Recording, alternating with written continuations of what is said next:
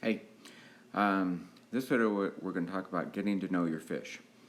It's important to get to know your fish because if you do, then you're going to be able to catch problems a lot faster before they happen. I used to hear from people all the time, everything was fine, everything was going along good, and then all of a sudden it went wrong. Well, all of a sudden it didn't go wrong. Things degraded slowly over time, and you weren't paying attention. The water quality got bad, or the fish were getting sick, and you weren't really paying attention. I used to sell fish retail for years, and there were times I developed enough of an eye. There were times, sometimes people go, "Oh, give me that fish," and I'd look at it, and go, something's not quite right about that fish. So by paying attention to their behavior and what they're doing, and sometimes they'd go, "Well, what?" I go, "I don't know, something's just not quite right about it." And then a few days later, then it would show up. You figure it out. So if you're really watching your fish, you're going to see them, see things coming before it happens. If you're watching your water quality and your water chemistry, you're going to see problems coming way before they turn into a real problem. So what do I mean by get to know your fish? Well, we talked a lot about feeding your fish and having a dual relationship, a feeding relationship and then a relationship with them when you're not feeding them.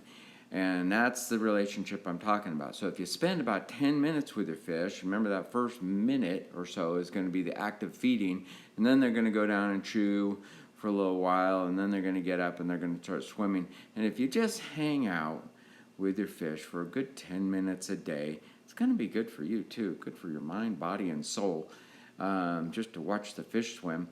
But pay attention to what they're doing. Get to know their individual habits. Are they the aggressive eater? Are they a slow eater? Do they hang out in the back?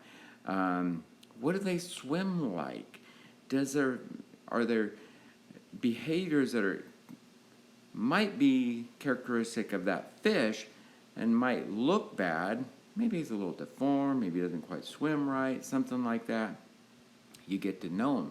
And then when you see that behavior change, the fish that's always up in the beginning, and then all of a sudden he's hanging out and showing up for food later, or a fish that's just kind of hanging by himself.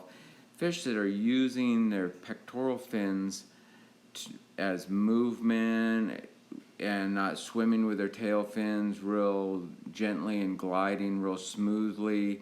If they're kind of paddling along with their pectoral fins, there's a problem coming. Those kind of things, but it's just a matter of getting to know the group. Sometimes I look at a group of fish in somebody else's pond, and I'm like, "Oh, what's up with that one? What's going on?" And they go, "No, that's just the way he is." Or sometimes it's a problem on its way, and we can catch it before it gets too serious and start treating it. So if you do that, you're going to have a more peaceful life, I promise you. You sit there and watch the fish swim twice a day for 10 minutes. Oh my goodness, how do I have that much time in my life? Do it. You're going to enjoy it. You're going to get to know your fish a lot better. You're going to start enjoying their company a lot more. They're going to enjoy your company a lot more.